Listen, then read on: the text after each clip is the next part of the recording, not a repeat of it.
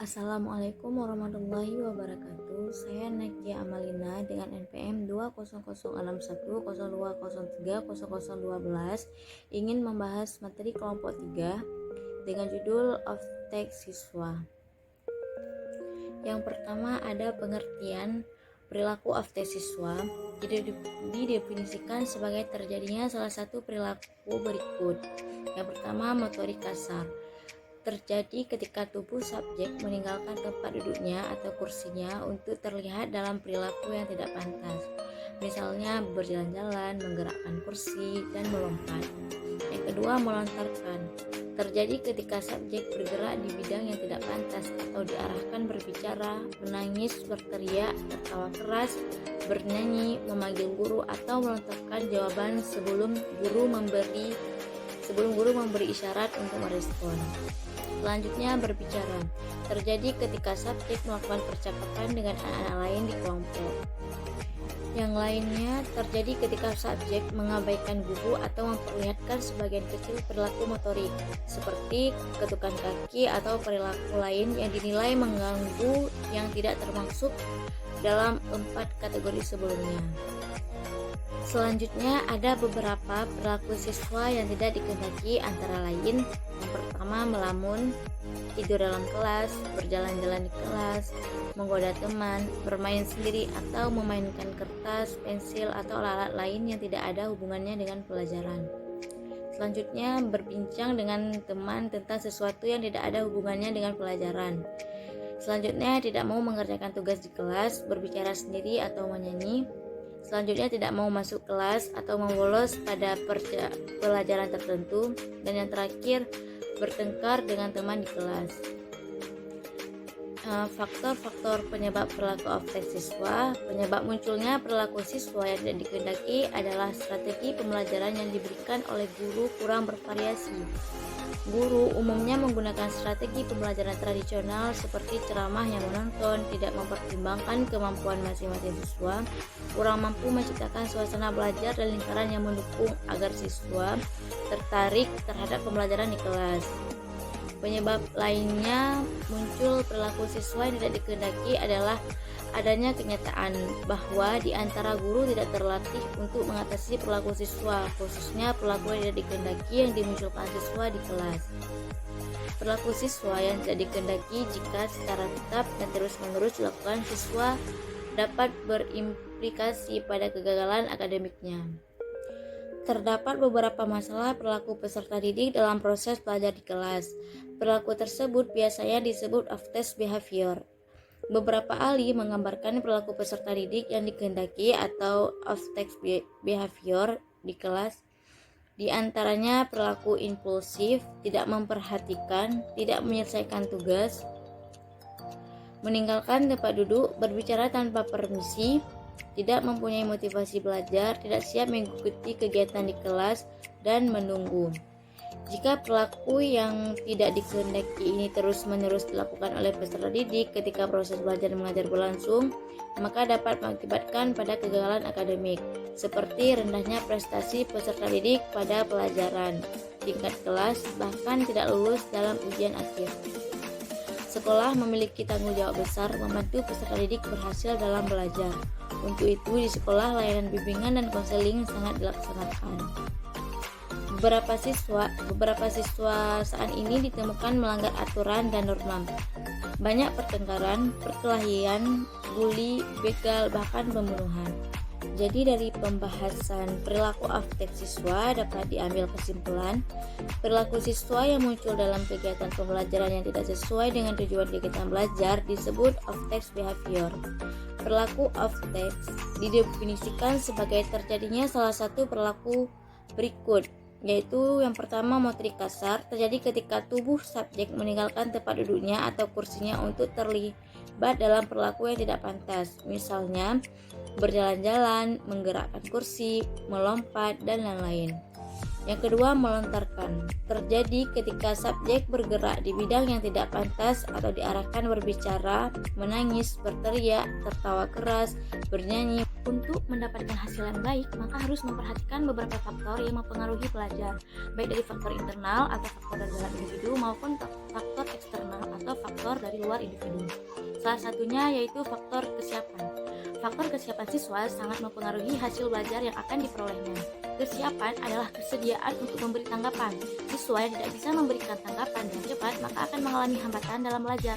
Jadi kesiapan dalam diri siswa merupakan salah satu faktor yang sangat berpengaruh untuk memperoleh hasil belajar yang maksimal. Kesiapan yang dimaksud yaitu kesiapan fisik maupun psikis dari individu. Guru harus benar-benar mengetahui kesiapan siswa baik fisik maupun psikis sehingga proses belajar dalam diri siswa akan berjalan dengan maksimal dan memperoleh hasil belajar maksimal pula. Selain mengetahui kesiapan siswa, guru juga harus menciptakan situasi belajar yang kondusif. Ali 2007 mengatakan situasi belajar yang kondusif adalah dapat menciptakan motif untuk bekerja dengan baik serta produktif. Oleh karena itu, guru perlu menciptakan situasi belajar yang nyaman, menciptakan hubungan yang baik antar individu sehingga terjadi kegiatan pembelajaran yang menyenangkan. Dalam kegiatan pembelajaran, terjadi interaksi antara guru dan siswa dalam suatu lingkungan belajar. Di dalam kelas, guru melaksanakan aktivitas mengajar. Guru menyampaikan berbagai pengetahuan dan keterampilan kepada siswa. Kegiatan pembelajaran akan menjadi lebih bermakna apabila terciptanya situasi belajar yang kondusif. Situasi belajar yang kondusif menuntut terjadi interaksi antara guru dan siswa dengan baik. Siswa akan merasa lebih nyaman dan mampu berkonsentrasi dengan baik apabila situasi belajar yang kondusif. Melalui situasi belajar yang kondusif, siswa akan lebih mudah menerima apa yang disampaikan oleh guru, sehingga tujuan pembelajaran yang telah ditetapkan akan dapat dicapai dan akan memperoleh hasil belajar yang maksimal.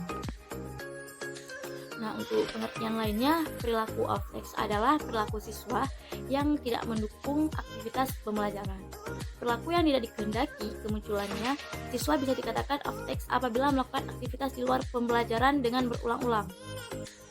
Hermianto 2014 mengemukakan perilaku off text adalah tingkah laku siswa keluar dari konteks kegiatan pembelajaran yang relatif konstan.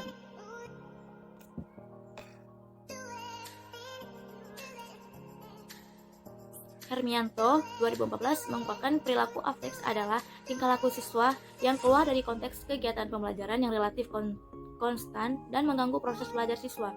Secara behavioral, anak sangat sulit untuk tetap memperilaku on text. Sedangkan secara kognitif, siswa melakukan sesuatu tanpa dipikirkan.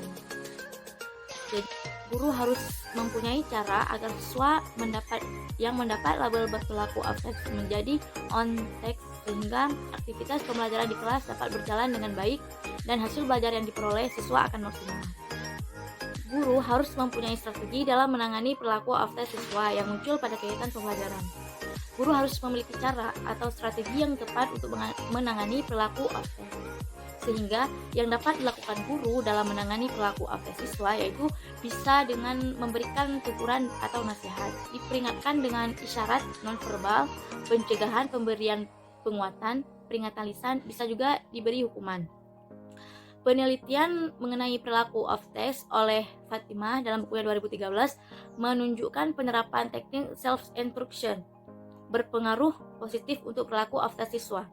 Penelitian lainnya Sofuha 2014 menunjukkan bentuk perilaku off text siswa SD diantaranya keliling, ngobrol dengan teman, naik ke atas kursi, keluar masuk kelas, bercanda dengan teman, dan menggambar sangat dominan.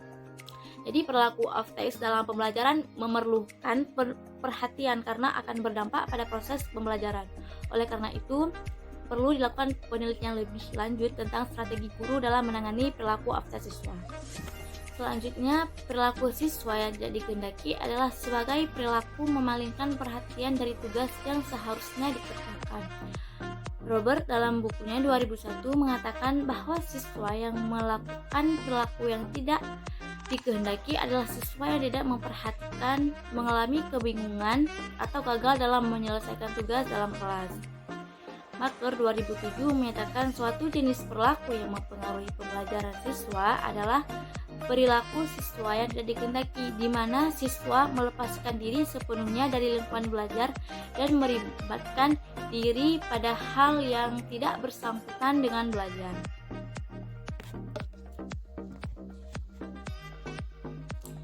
Nah, jadi perilaku off-task adalah perilaku yang tidak berhubungan dengan aktivitas pembelajaran atau hal-hal yang berkaitan dengan belajar. Selain itu, ada juga faktor yang menyebabkan perilaku yang tidak dikehendaki, yaitu ketika guru tidak terlibat dalam kelas, tidak dikehendaki, yaitu Selain itu, faktor yang menyebabkan perilaku yang tidak dikehendaki yaitu ketika guru tidak terlibat dengan kelas, terganggu dengan komputer, atau meninggalkan ruangan, siswa kurang termotivasi untuk belajar dan lebih tertarik untuk berpartisipasi dalam perilaku off-task. Memanggil guru atau melontarkan jawaban sebelum guru memberikan isyarat untuk merespon. Yang terakhir, ada berbicara. Terjadi ketika subjek melakukan percakapan dengan anak-anak lain di kelompok. Untuk fungsi terjadinya perilaku siswa yang tidak dikehendaki adalah strategi pembelajaran yang diberikan oleh guru kurang bervariasi. Guru umumnya menggunakan strategi pembelajaran tradisional seperti ceramah yang monoton, tidak mempertimbangkan kemampuan masing-masing siswa, kurang mampu menciptakan suasana belajar dan lingkungan yang mendukung siswa agar tertarik terhadap pembelajaran di kelas. Hal tersebut memicu munculnya perilaku siswa yang tidak dikehendaki di kelas. Sekian untuk pembahasan perilaku off-task siswa. Assalamualaikum warahmatullahi wabarakatuh.